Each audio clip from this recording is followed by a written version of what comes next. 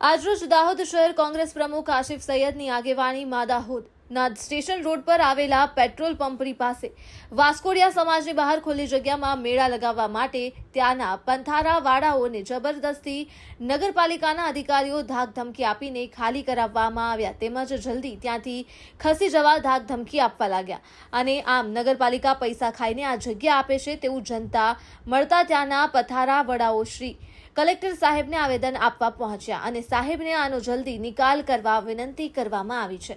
સંવાદદાતા દિનેશભાઈ પરમાર, દાહોદ। આજે અમે કલેક્ટર સાહેબને આવેદનપત્ર આપવા માટે આવ્યા હતા। વાસફોડિયા સોસાયટીની સામે ઝાયડસ હોસ્પિટલની પાસે એક દાહોદ નગરપાલિકાનું કોમન પ્લોટ છે, જેની અંદર ગરીબ અને મધ્યમ વર્ગના લોકો પથારો લગાવી અને પોતાનું ગુજરાન ચલાવે છે અને પોતાના પરિવારની આજીવિકા ચલાવે છે।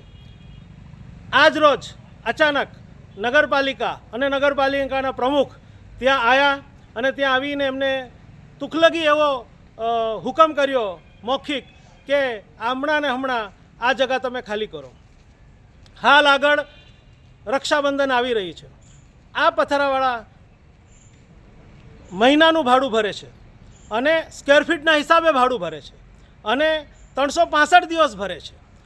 તો આ લોકો ત્યાં આવનાર રક્ષાબંધનની અંદર આ લોકોએ ગમે ત્યાંથી પૈસા ઉછી પાછીના કરી અને આજે જ્યારે વેપાર આટલો ઠંડો થઈ ગયો છે, મોટી મોટી દુકાનોની અંદર જ્યારે શેઠો ખાલી બેઠા છે, એવા સમયની અંદર આ લોકોએ કોઈની બી પાસે દોસ્તો પાસે કે બેંકમાં લોન લઈને પણ આ લોકોએ આ સામાન ભર્યો છે અને આજે જ્યારે રક્ષાબંધન 9 તારીખે નજદીક છે, જ્યારે આ લોકોનું વેપાર ચાલુ થવાનો જ હતો અને એવા ટાઈમની અંદર નગરપાલિકાએ જે તુગલકી હુકમ કર્યો છે 1 કલાકની અંદર ખાલી કરો અને ટ્રેક્ટર લાવીને ત્યાં મૂકી દીધું અને ડરાવી અને એમની જે ખાલી કરી છે એના માટે આજે અમે કલેક્ટર સાહેબને રજૂઆત કરવા આવ્યા છીએ અને નગરપાલિકાને બી ચેતવણી આપીએ છીએ કે જે અધિકારી બી છે એ અધિકારી ખાલી પૈસા ખાવા માટે ત્યાં નહીં જાય અને આ લોકો ગરીબ લોકોને ધંધો કરવા દે એવી અમારી માંગ છે। અને જો એમને ધંધો કરવા નહીં દીધો તો અમે નગરપાલિકાનો બી ઘેરાવ કરીશું। એ 15 દિવસ પહેલાં મેલો લાવીએ છીએ। આપનું નામ? એ પ્લોટની આપણે વાત કરી રહ્યા છે, નગરપાલિકાના કોમન પ્લોટની। એની અત્યારે મને એવી માહિતી મળી છે કે એ પ્લોટને આઠમના મેળા માટે કોઈ પણ કોન્ટ્રાક્ટર યા કોઈને પણ મેળાપું પણ કરી અને એને આપી દેવામાં આવ્યો છે અને એ મેળો જો અહીંયા લાગે તો ભૂતકાળમાં રાજકોટ, અમદાવાદ અને બરોડામાં જે મોટી ઘટનાઓ ઘટી છે, સુરતમાં જે ઘટનાઓ ઘટી છે, એવી ઘટના ઘટવાની અહીંયા 100% સંભાવના છે।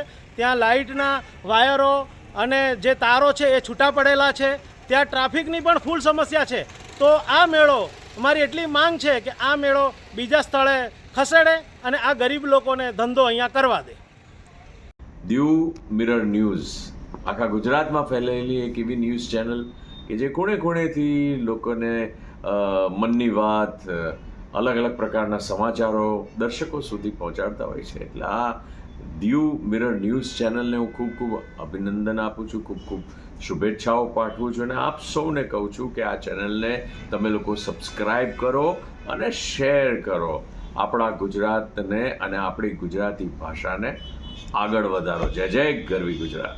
હાય, હું છું ક્રુઝિન સિંઘાનિયા। આપની આસપાસના સત્ય સમાચાર જાણવા માટે જોતા રહો દીવ મિરર ન્યૂઝ અને હા, લાઈક અને સબસ્ક્રાઇબ કરવાનું ભૂલતા નહીં। Thank you.